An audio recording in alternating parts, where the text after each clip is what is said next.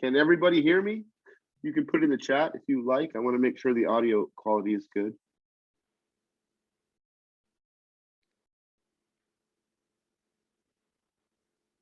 Okay. Everybody looks like they're hearing just fine. Hello, Elizabeth. How are you? I see some familiar names on here. I really appreciate the opportunity to speak to you guys today. My name is Keith Rocci, and I have a plan. I prepared for this. I was so excited when I was given an opportunity to talk to you guys about placement skills and working in the profession and maybe securing that dream job. You know, it's important that you have a plan. You came to this program with a plan, and you know it's a 2 or 3 year plan, and now you need to plan moving forward if you're not working in a library right now. So let me move forward with this presentation here. So I wrote a little description. You know, I think of working in libraries as kind of a dream come true for those of us that, you know, had a joy of reading and a love for reading, although it's much more than that. You know, I tell people all the time, I went in my office the other day and there were stacks of books. I couldn't believe how many books were mailed to me. I ordered them, of course, but they were in there, and it was like Christmas every day I go in. So hopefully you can find that same love and passion as you enter the profession, plan your journey towards whatever it is you want to do in this profession. But we'll look a little bit about skills listed in job descriptions because it's really important. I think of the application and the announcement as a final project for one of your classes. That's how important it is that you address it like that. We'll talk about those skills that you've mastered in the program, and I don't know how far along you are in the program, but it does start in 801 and 802, and it builds all the way up 855, 815, 810, and you do develop a great deal of competence if you do well in the classes, and most of our students do well. There are some challenges, although I look at ALA job lists every day. Every day I look at it, and I don't know if you do. I have job alerts, but I have seen some really nice jobs lately. There's a job right now at Duquesne University that I'm a huge Pittsburgh Steelers fan. I was like, oh, I could live in Pittsburgh and be down the road from my football team. But I actually interviewed at Duquesne years ago and they didn't hire me, so they'll probably won't hire me this time. But the idea of getting excited about working the profession starts with a job, and the ALA job list and the American Library Association will tell you it's a great tool, great resource. I got hired at Washburn University from ALA job list. I got hired at Pima Community College from ALA job list. So I've secured 2 jobs from that resource. Move forward here. I wrote out some objectives. You know, that's a card catalog behind him. That's why I put that picture in. Do you guys know what a card catalog is? I feel like I'm just talking to myself a lot of times. So you guys can speak up if you'd like. There's 21 people here, which is awesome. But that's a card catalog, and that's what I'm going to look like, hopefully, when I leave the profession, full beard. I have 3 objectives: tips and strategies to market yourself. The big thing is marketing yourself and being confident in that. You should be able to define and describe your skills. What did you get from this? You're a credentialed, qualified, and knowledgeable librarian. I tell people all the time, a few weeks ago, a friend of mine turned 46, and we flew up to Vegas. And the guy next, I'm a talker, and the guy next to me asked me what I did. And I said, well, I'm a librarian. And he said, oh, a librarian, really? And we had this intense conversation. I told him everything I do. And by the end of it, I think he had an understanding of how important we are. So hopefully you can articulate what you're learning and what you're going to do based on our profession and, you know, the current state of our profession. And finally, the last thing is, you know, I would like for you to connect with me. You know, I work with students just about every day, and I'm very student-centered. It is a bit selfish, but I love it when an Emporia student gets a job, and I see it on LinkedIn, or I see a job anniversary. The other day, I saw Jesse's job anniversary at Front Range Community College, and him and David Willis and I had lunch one time 5 years ago, and I'm like, wow, he's already been there 3 years at that community college. So connecting with people and developing relationships in the profession are going to be so vital. And I'm not saying that you have to have a preference for extroversion or a preference for introversion. You just have to have a passion, you know, for helping people. And that's the main thing. And that's what we do. So that's our plan. I have a little agenda too, comes up here. I'll give you a little introduction. We'll talk about this idea of a dream job. I don't even know. I mean, I know it exists. I've yet to get my dream job, but I've looked hard. Understanding the job announcement, understanding your talents, your skills and talents. You have them. This program, you've learned from some amazing faculty. Myra Dow has taught in this program for a very long time. Andrew Young, these people have been here. Sarah Sutton, they're all wonderful instructors that have mentored you, and you've learned from them. We have a great adjunct pool. We have people that really care about your success. So you have to remember that.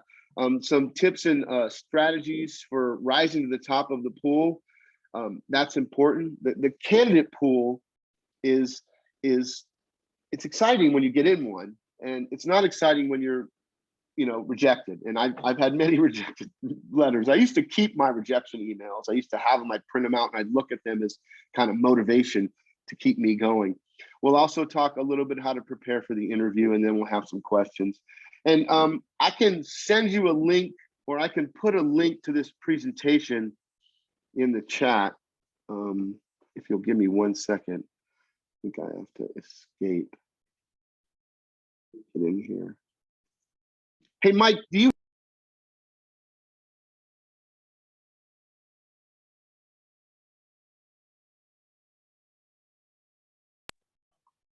Mike, do you have a link to the presentation that we can send out?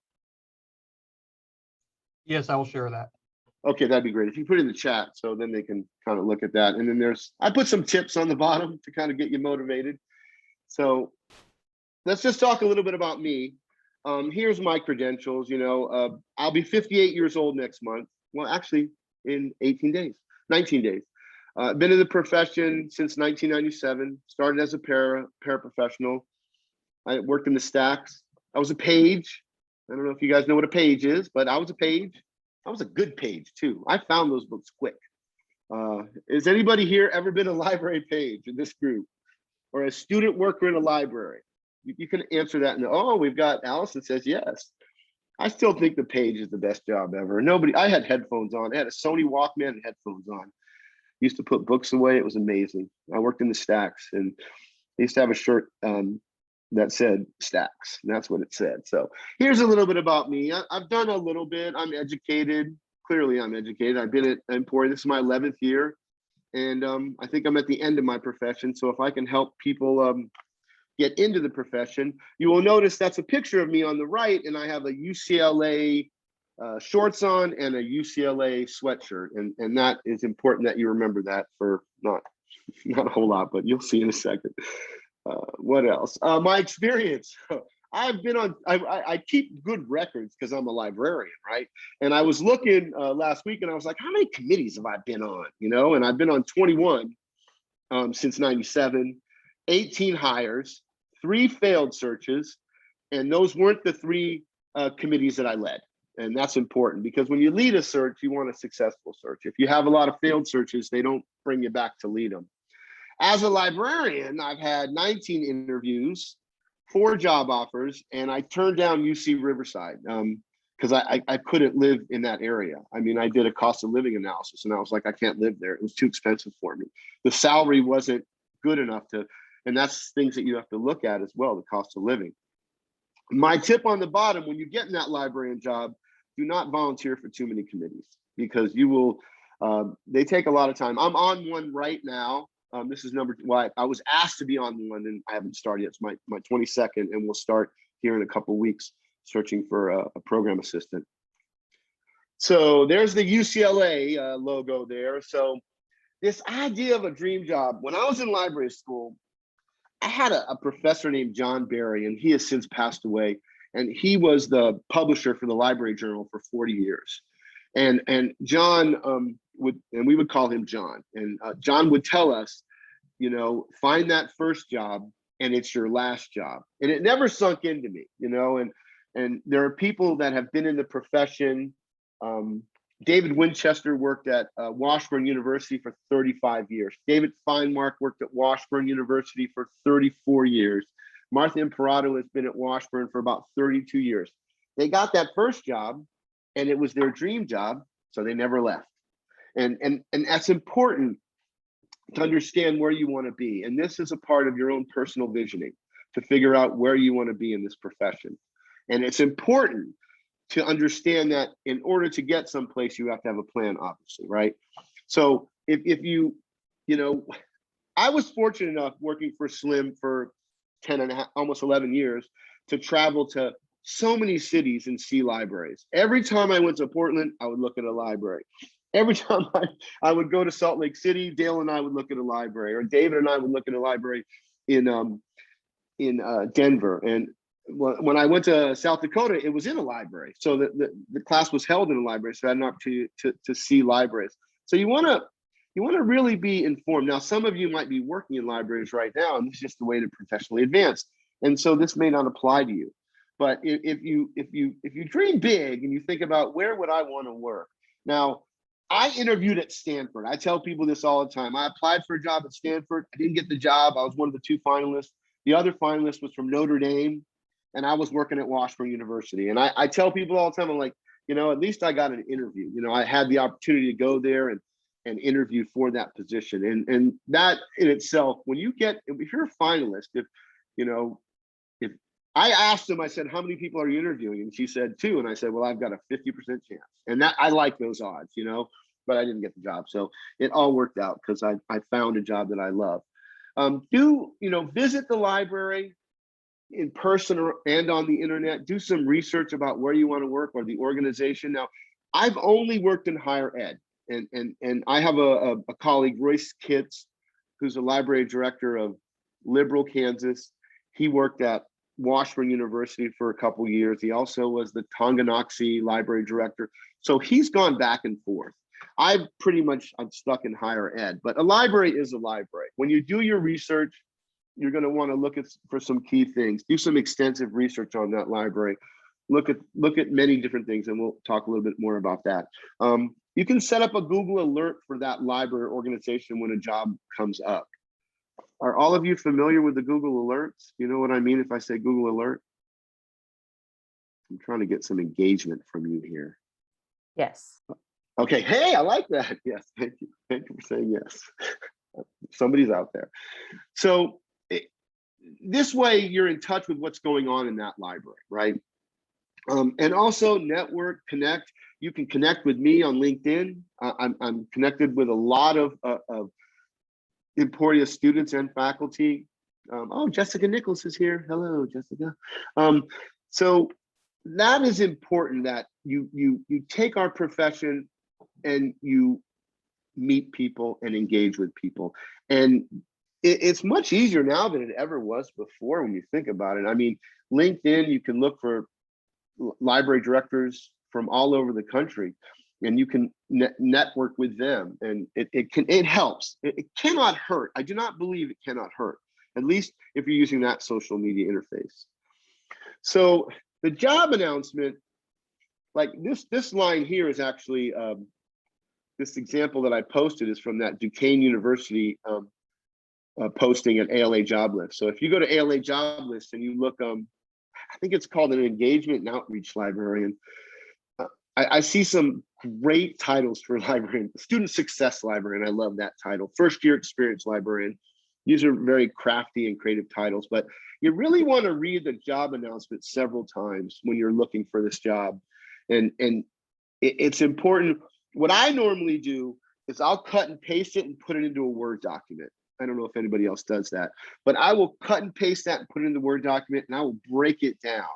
And I'm looking for those keywords, especially when they're looking at skills. And I'm going to pull up the chat because, yeah, and Jessica, those are good jobs. I was a first year. Stephen Woody, who's a graduate of this program, he is the first year experience librarian at Washburn University, an hour north.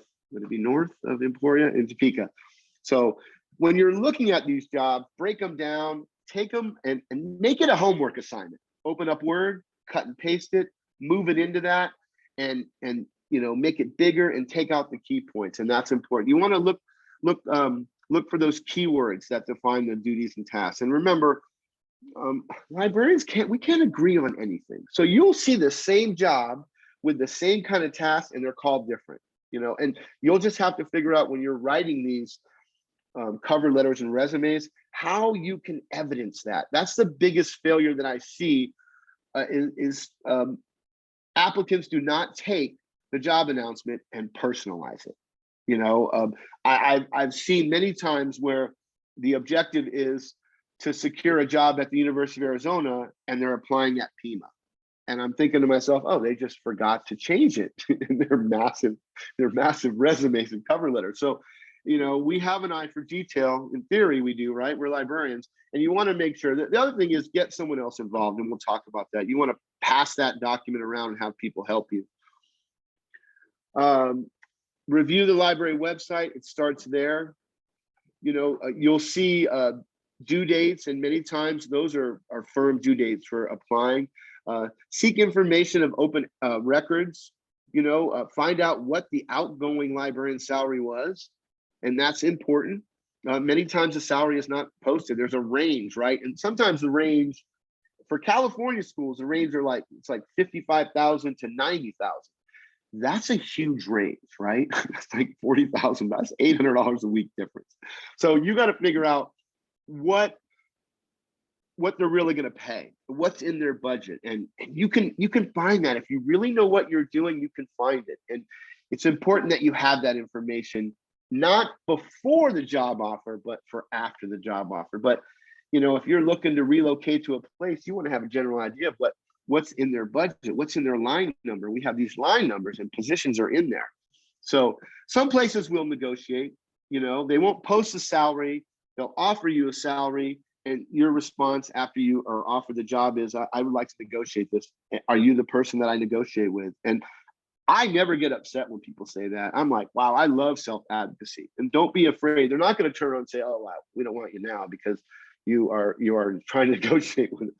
If they can, they will. They want to pay people, they want to pay people what they have. And it's important that, you understand that they're on your side many times because they picked you, and that's a wonderful feeling when you get that job offer. Let's move on here. So let's talk about these transferable skills that you've gathered in attending, an amazing library program, a program that I've been associated with for a long time and seen many great graduates. I think I don't know, we have 4 state library directors that went through our program. And about a month ago, the state librarian of South Dakota called me up, a reference from one of the students in Elizabeth's program, and they ended up hiring her.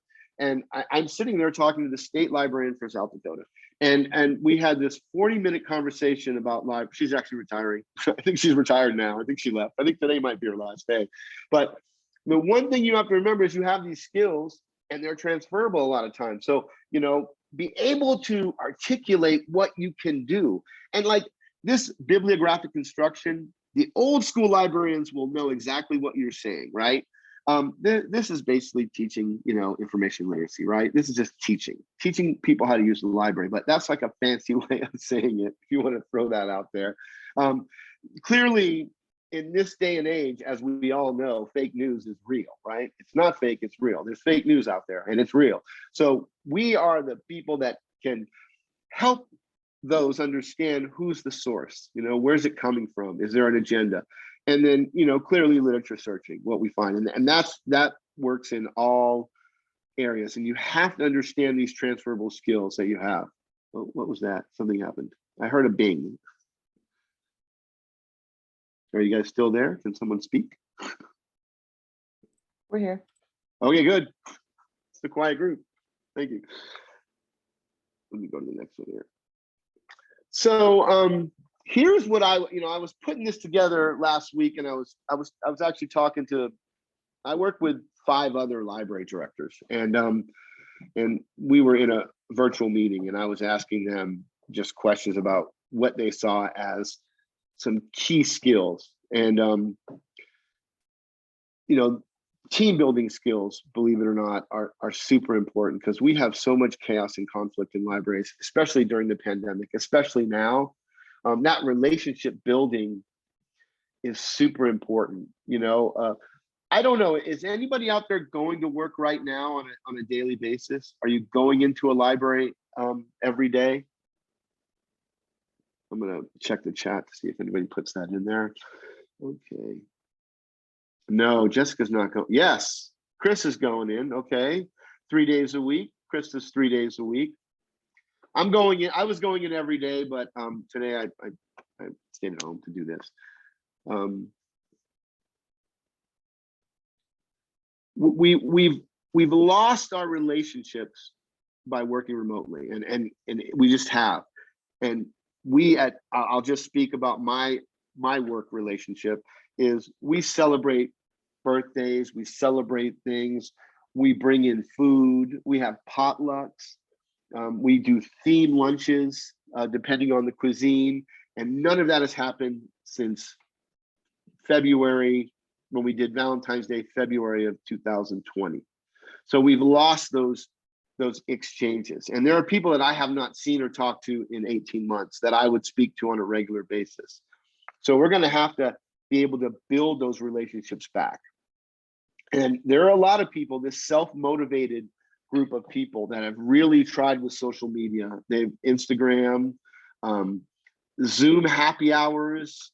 I did not go. There were Zoom meetings late in the day, and they had dress up Zoom parties. And I just, I'm computered out, I guess. So, oh, look, they've been working in person since May 2020. So you never went home. Yeah, so we were in, even though our doors were closed, we were in doing inventory. We'd have our masks on. We were open to the public come June at the College of Southern Idaho in Twin Falls, Idaho. So what you're discussing seems somewhat remote to me. So it's just kind of interesting how the different states in the country has handled COVID. Thank you for sharing that. That's important to understand. It's different everywhere. And I will tell you, at least my opinion is, we're going to see a lot of people retire over the next probably 6 to 12 months as libraries change and as we go back to the new normal or whatever that is. These attributes or skills, self-motivation, being positive, making sure the glass is half full, are vital. And being negative, I don't work with a lot of negative people. We don't hire negative people. I probably could complain a lot, but I tend to not complain at work. I might come home and talk to my dog and complain, and that's where I vent or whatever we want to call it. But in the workplace, especially, when you're making that first impression, you want to at least come off as being positive, right? In the job interview, it's important. Ready to learn new technical skills. And that's the main thing, because we're always changing.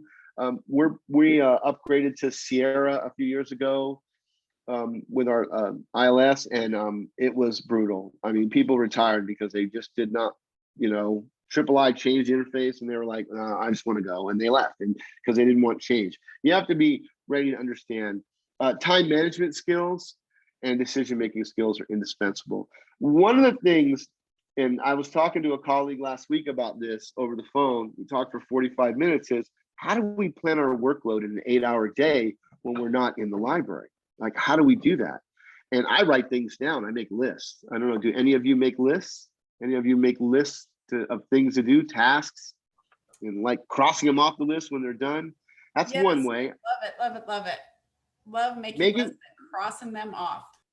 It feels better crossing them off than making them. I mean, that's one thing, is I do a to-do list every day. What do I need to get done? Today, this was on it, and at 2 o'clock, I'm 2 hours behind you guys. I'll cross it off and it's done. It's important to understand, and I say this every time I teach, is libraries are not about the stuff. They're not. I can probably get just except a print, but I live near a Barnes and Noble and a Bookman's, and I'm near a public library and a college library. But libraries are about the people. I go in my public library, and I've been going in since they reopened, to say hi to people and engage with people, and many patrons do that. So it is about you and the personalization of you and developing relationships with patrons. So I've been on at Pima, I've been on probably more hiring committees because I've been there 8 years. I've hired 3 librarians in 8 years, and we look in the interview and to try to find these kind of attributes. You know, we ask them questions about managing their time, and those situational questions are online, and you can find them. And you can mock interview. If you ever need a mock interview, if you're going to interview, you call me up. I will ask you 5 questions. I have them written down. There are 5 standard questions, and they're questions that you're going to see. You know, I tell people all the time, this is not rocket science, it's library science, right? It's working with people and finding materials and developing relationships. So let's go to the next one. So I'm trying to plan my time accordingly. Oral and written communication skills are necessary. They're vital. You'll be making videos. I'm making videos all the time now. I'm asked to make videos all the time. So, oh yeah, Jessica, I did not come up with that line. Someone else gave me that line about library science. I can't remember. It might've been Myra, I can't remember. It was just a long time ago. So I'm looking at some of the chats now. Crossing them off is the best. That is so true. Computer and technology skills to maintain records. Lori Fenton, who is at Washburn University, is a technology librarian there. She has an MLS from this program. Actually, I think 8 librarians at Washburn graduated from this program. So I know the technology librarians tend to make decent money. You know, they're paid a little bit more. So if you have those technology skills, then you want to use that to your advantage when you're looking for these jobs or interviewing. We all have management and organizational skills. You all took, you know, the management classes 805, and maybe you took 850. So although you might not be in a leadership position, you might not be the library director or the assistant director, you'll still have some leadership roles, and you'll have to run programming. Library programming is part of what we do in all libraries. It's one way we keep ourselves relevant. Problem solving skill is important. You have to have that ability to solve those problems as they occur. And it could be conflict between a patron and staff. It could be conflict between, you know, staff members.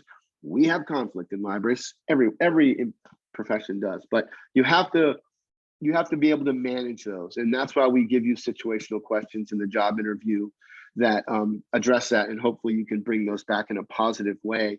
You know, many times you might not be in a leadership role, but you might be managing the library. You might be in charge that day. You might have to work a Saturday. Like at Pima, we all work a Saturday, so we're in charge of the library, and at least the professional librarians do. So, well, this is pre-COVID. We're not open on Saturday anymore. So we would work, you know, 9 to 1 that day, and we would have to open the library, and that's, you know, that's responsibility. And we're honest and flexible. One thing about our profession is we're helpers and we're good people, and that is important to understand. If you're going to this profession, if you go to library, I don't know if any of you have ever been to ALA. I think ALA is right now, isn't it? I think it's like this week or coming up.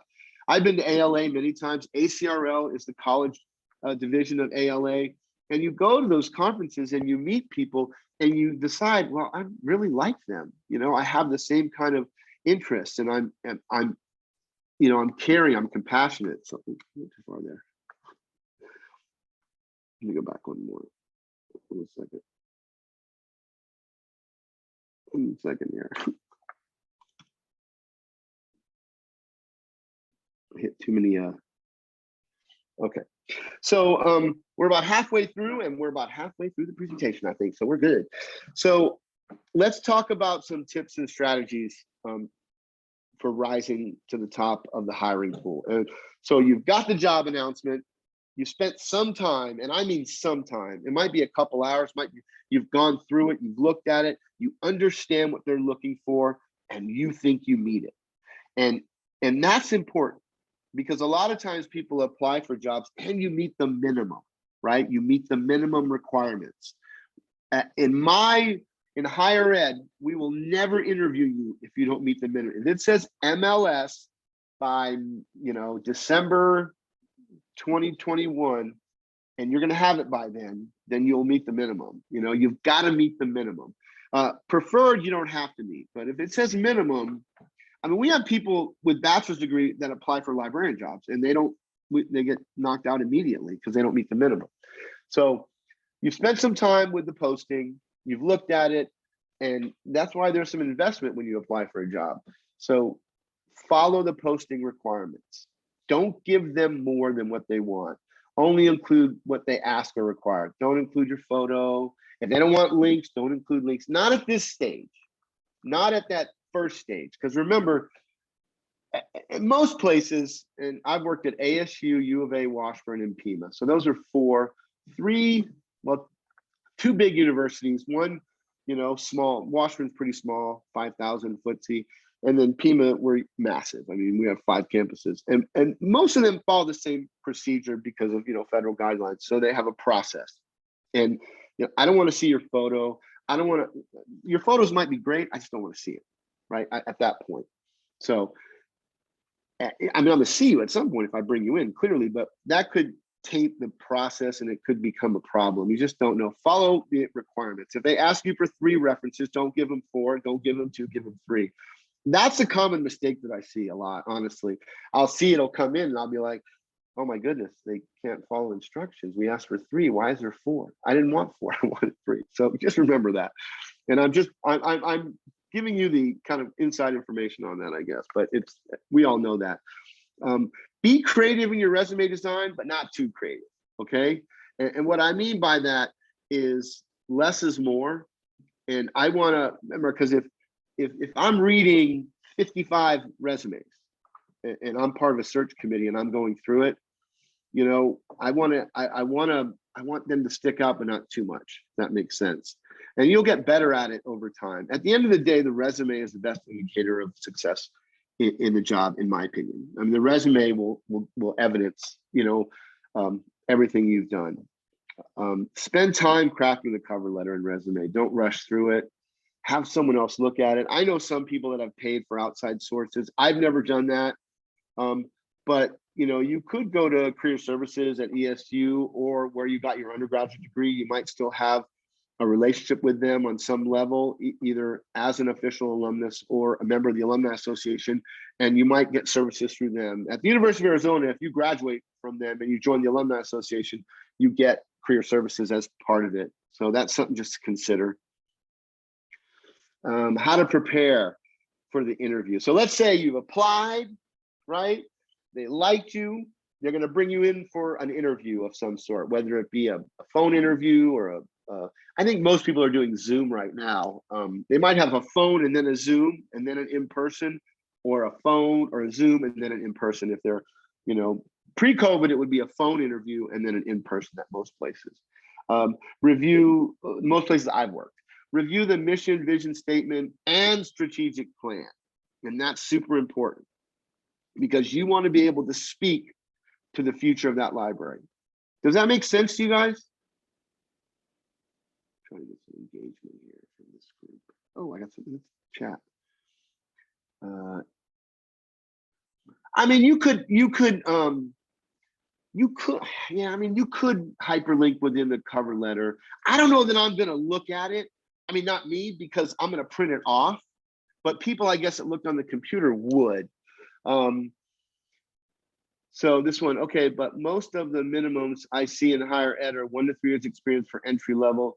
So if you have 0, but you might have comparable experience in that case. Does that make sense? I'm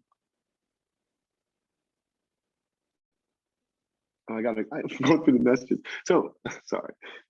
If you have comparable experience, right? If you worked retail and the job is asking you for customer service, you just say it's comparable. You have to make the argument to the search committee that you have the minimums in that sense. Educational minimums are usually the most important. Okay, good. I'm glad Jessica said that makes sense. Educational minimums are the most important thing that you see. People, they put it in there and then it's not enough. So I may have missed some questions here because they came in so quick.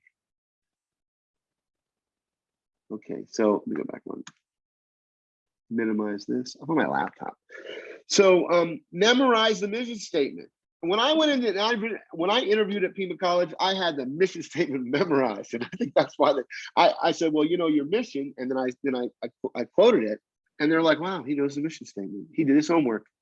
You know, we're all A students, right? So do your homework, get the information you need on that school. And when you go in the interview, it really looks like you prepared, quite honestly. Review the organizational structure and the budget. And you should know budgeting from your classes. You should understand a library budget on some level. I think that's an outcome in many of in some of the classes. And the structure of the library is important. Learn unique facts about the library and bring that back into the interview. You know, it could be something historic in the library, something that would maybe garner a laugh in the interview. I don't know. I mean, you have to use your own personality in that, but the information you bring back will show the committee that you've done your homework. And wow, they're really prepared for this interview. This is a big deal. And I tell people this all the time: sleep well, eat well, and relax the night before. So I interviewed at UNLV, University of Nevada, Las Vegas, and they put me up at the Hyatt Place, which is a non-gaming hotel. It's off the strip. So literally, I didn't go out at all. I went right to the room. I brought my laptop, and it was like I was just preparing, you know. I prepared, I got everything together, and they kept me there for 3 days, which I still don't understand. They kept me there for 3 days. They did take me out to dinner one night, and they offered me the job, but they lost their funding. They lost their funding for the job. They even told me, they said, hey, we can offer the job, but we don't know if we're going to have the funding. And I knew they were in trouble because the state of Nevada had gone through a furlough program where they, you know, took weeks back for people. But I was prepared for it, and I was a finalist. So I went knowing that there was a good chance my wife was not going to want to move to Las Vegas. I knew that right away. But it was a great experience. I'm doing good for time here. Make sure you have 3 relevant questions at the end of the interview. And I don't know if you've heard this before. I've interviewed a lot of people, well, 21 committees. And when I say, well, we've asked you a lot of questions, what questions do you have of us? Have some questions, you know, make them relevant. You know, I was looking at your library budget, and I noticed that you've diverted some money from print resources to e-resources. How was that? How did the staff feel about those changes? And you know, believe me, they felt about those changes. You know, they care. Trust me. I've been in meetings. So there's certain things that are in every library that's the same. You know, I noticed that you went to a 24-hour open program, but it looks like it didn't work out. What were some of the challenges of that program? Then you've done your homework, right? Prepare those in advance. I've seen many candidates bring a small notebook and take notes, and literally take notes. And I was like, wow, you know. And so whatever works for you, you know, if you have a super good memory, you know, and you don't have to take notes, you know, that's great. You'll find when you get older, you have to take notes. Those questions really have to be relevant, you know, and they wouldn't be like, well, I noticed that the range of the job was 40 to 80. What can I expect if I'm offered the job? That is not the time or the place to discuss salary. You'll have plenty of time to discuss it. The first thing you have to do is secure the job. And I've had people ask that in interviews, and I don't think we ever offered a job. I can't remember offhand, you know, I'm old. But. So prepare those questions in advance and have them really thoughtful, and don't make them like, you know, just make them relevant to what you believe in, what your passion is, and base those on what you learned from looking at the organization. Hopefully that makes sense. I'm trying to get, it's really tough teaching. I'm gonna try to do this in person. Oh, I can see Kelly Walker. I can see Kelly Walker. Hey, Kelly Walker. So I'll be back on here. What, you know, the trend in libraries is e-resources. I mean, we are diverting so much money into e-resources. Our print budget, it's gone down 80% over the 8 years I've been at Pima. And I think that's a trend, and that develops a lot of passion for those book lovers, you know, people like me that love books, and you. So there's a lot of information online on how to prepare for the interview, what you should wear. You know, I had one guy tell me, wear a red tie. You know, I was interviewing at Stanford. He said, wear a red tie. They're the Cardinal. And that's a power move, right? That's a power move. I walk in with red and I'm like blue. You got to decide, you know, be yourself, you know, Good grooming is essential. I'll tell you that right now. You come in well groomed and you look good. It always helps. No casual dress. You dress. I've had many times where people have walked in the interview and I've been like, wow, did they know it was an interview? You've got to dress up a little bit. I don't want to say Sunday best, but that's all I can think about. Dress a little nice, shine your shoes or whatever. And that link on there has some good ideas, and it's for a government librarian job, but I've used it a few times just in my own thinking of how I want my rubric of what I want to see when I see somebody. Okay, I planned for about 45 minutes, so I'm like at 40. So I would like to, and if you could do it with the video or the audio at least. So what questions you have? Because I know I've thrown a lot at you and I've gone a little fast. I'm going to go right to the chat. Hey, Keith, this is Charles. I have a question. Sure. Hey, Charles. Yeah, good to see you again. I've been looking at some jobs with academic libraries, and in the materials they ask for, of course, for the resume and cover letter, but then they ask for some optional materials like letters of recommendation or transcripts. Does that mean they definitely want those, even though they list them as optional? See, when it's optional, so eventually we're probably going to need those, right? So if it's optional, I would do it because it shows a little bit more initiative. Like we do require unofficial transcripts and references at different points. So optional, I would say yes, because it shows more of an initiative. We just don't do optional. I've never worked in a place that's an optional.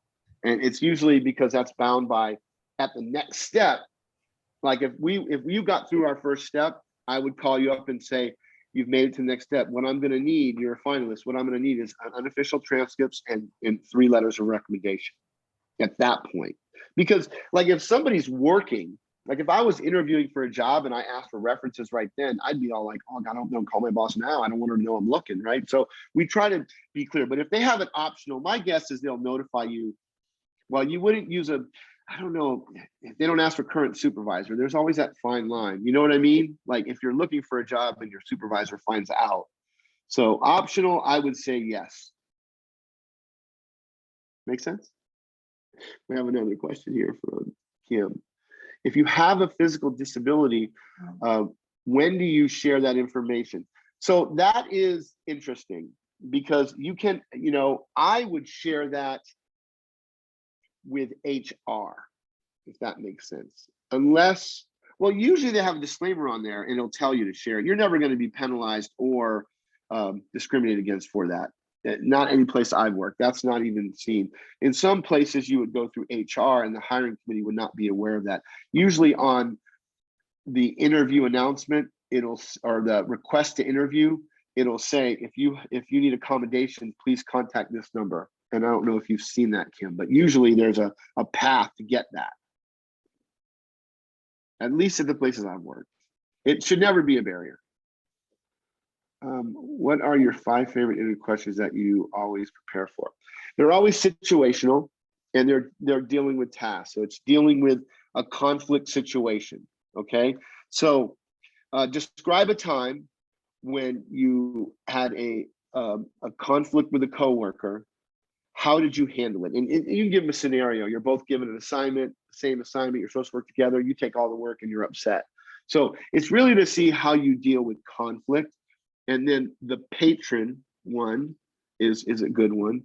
You have a patron that comes in the library that wants to speak to the library director. She's visibly upset. How do you handle it? What are your steps?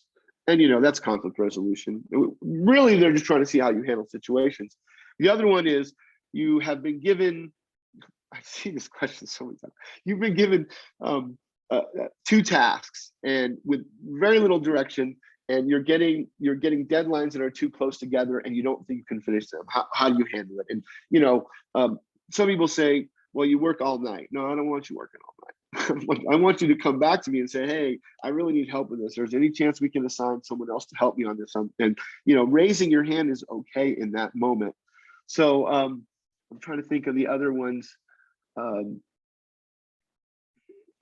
We used to have a situation where dealing with library fines, but we eliminated library fines. But it would be a patron is really upset, and we all had the ability to waive fines at some point, but we got rid of fines. And I'm trying to think of another one. I have a list in my office, so I'll send it to you, Allison. Anicia, yeah, I'll send it to you. I have a question, Keith. Sure. I've been looking at listings a lot for higher ed, and they almost all want you to make a statement about your commitment to equity, diversity, and inclusion. I'm wondering, like, more specifically, what exactly are they looking for, especially if you haven't worked in a library yet?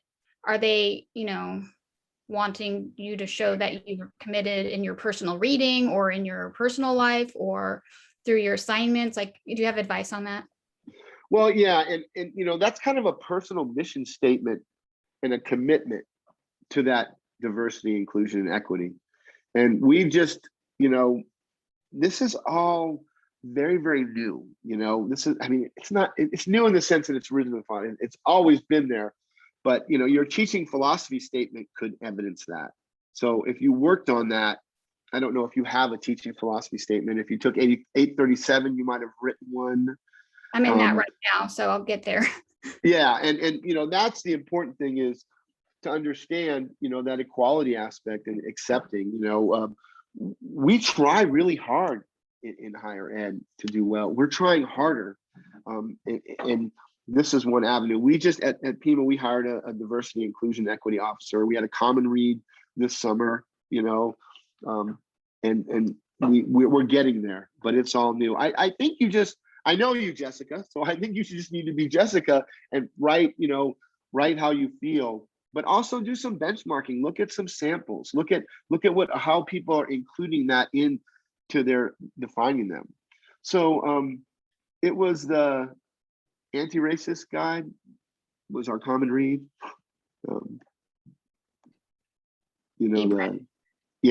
Yeah, and then he got in trouble, and then people complained about. I think he got in some trouble, and they complained about why we picked it. But we only had 137 people, I think, involved with it. When I looked it was a year ago. We did it last summer, a year ago. Okay, that's helpful. Thank you. Yeah, it's tough. Who are you taking 837 with? I forget. Dr. Dow. Oh yeah, she can help you with that. She's an expert on that. She will definitely help you with that, and run it by her. And before you apply, have somebody else look. I can look at it, or whoever. We can all look at it.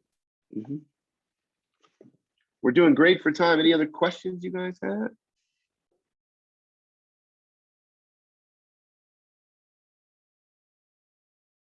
Oh, here, my organization always asks, what is your personal customer service philosophy? Yeah, and that is similar to like a service philosophy, like in a library. We could go backwards and say the customer, the patron is always right? But we know they're not always right. I think we have to treat people fairly and equitable in the library or in any organization, and respect them. It's all based on respect, and never have anything escalate, at all. And we're really good about that. We have at Pima Community College, we have very few incidents of things in our libraries pre-COVID, and it's worked out pretty well for us. But we also do a lot of training. You're going to do a lot of training in your job. We're getting ready to do like a week of training here in August, and it'll all be virtual too. We're not going in, so it's yeah, that's a common question. Like, what is your customer? What is your service philosophy? How do you serve people? Are you guys still there? Is everybody still there? I hope this was worthwhile on some level. I have a lot. If you ever want to meet and talk, and I've met with some of you before, if you want a mock interview, I'll mock interview with you. I will. The main thing that I tell people is I always say, go to a mirror and talk into the mirror. If you have a teaching demonstration, go in front of a mirror and teach to yourself, or now on a video and then watch it. Practice, practice, practice. I had a friend last week who was giving a toast at her daughter's wedding, and she called me up and I said, get index cards and practice. And then she called me yesterday and she said, oh my God, I did an amazing job. I'm like, because you practiced, you put effort into it. And the job interview is one way that you can bring things together. You know, you can sell yourself. And I have a, you know, I tell people all the time, I think I'm going to retire and move from Tucson to Emporia, you know, because I have a lot of love for Emporia State University. It's the longest employer I've ever had in my life, you know, and I've met some great friends that I'm going to have forever because of this time.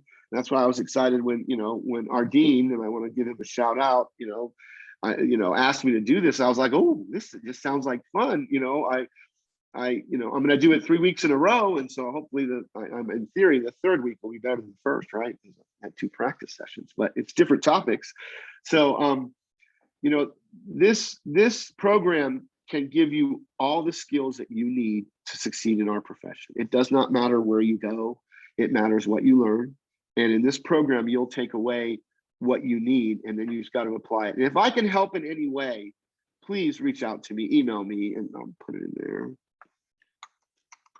And I'm actually in the directory at Emporia. So if you forget, you can look me up. Do we have any closing thoughts? We're in the last few minutes here. Anybody there? Anybody? Keith, this is Christy. Somebody had asked a question. I'm going to scroll back up that I was wondering about too. Okay, good. Thanks. They said, sorry. No, I'll scroll back up too. It was about, oh, there it is from River. How can we speak positively to skills that we don't currently have?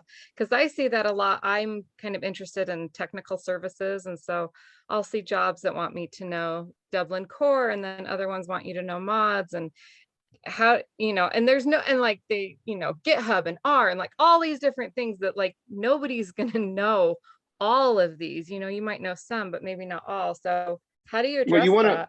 Well, you want to bring that back to your education, you know, and you want to talk about, while I was in library school, I learned about Dublin core. I took a class, you know, you've got to find evidence of it on that level. You know, they might want that experience, but experience could be training. It could be training. If you know, if you didn't have certification in something, but you learned about it, you know, there's so much out there that we can learn now, especially with apps and different parts of library science that we haven't hit. I would probably bring it back to collection development, the class. I would talk about that and how, I mean, because it's in the readings, and everything you mentioned probably is in a reading somewhere, you know, while I was a librarian, and that would be the easiest way. Omitting it is another way, and just kind of, you know, if it's something they want you to have, if it's under minimums, then it's probably under the job description. That's what I'm guessing, right? It's under the job description, not under the minimums, or does it say minimum knowledge of X, Y, and Z? It's usually in the like knowledge, skills, and abilities stuff. We want you to know. You can bring that 50 different languages. Yeah, you can bring some of that back to your classes and be specific. You know, if it talked about something about classroom management, and you know, you hadn't had a lot of experience, you could say, well, when I took LI 837, I taught the class for one day. It was part of the class. I had to do a 20-minute micro lecture or something like that.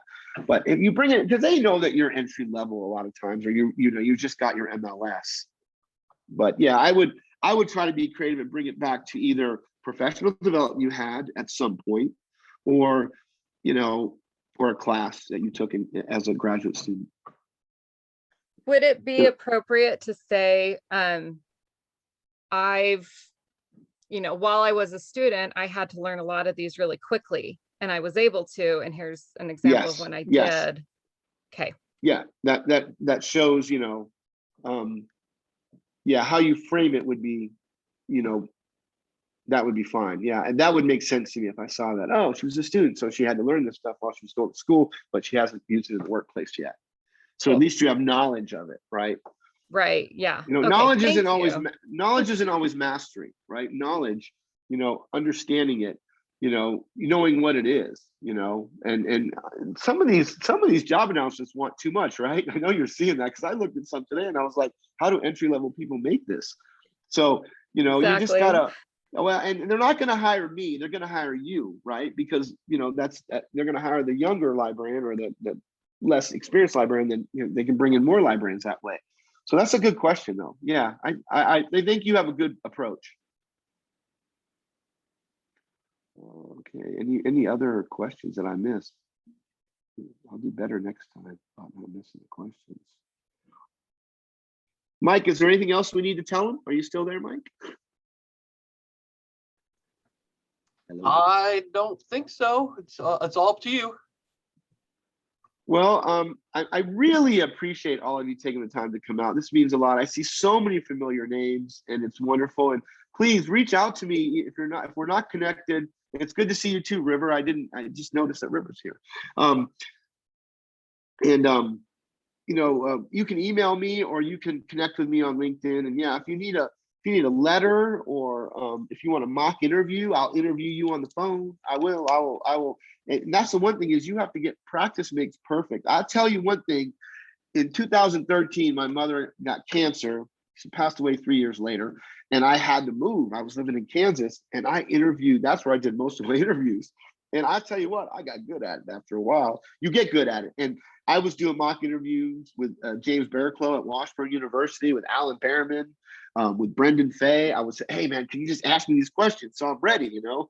And it's just batting practice. And you need some of that. I mean, few people go in and get that first job. I mean, unless you have a connection or you work there. But I see a lot of good jobs coming out. So check ALA job list, set up an alert on there, and it'll go to your email.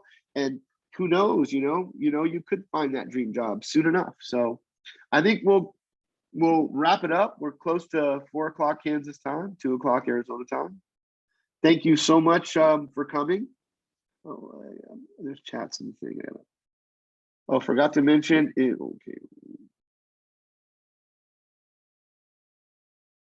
Okay. I got one more message here. I'm trying to find out here. Okay, they're just saying thanks. Oh, Ian's here. Hey, Ian, what's up?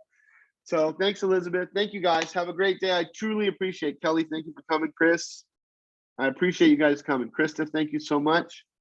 And I look forward to working with you at some point. Reach out. Bye. Thanks, Keith. Thank you. Thanks, River.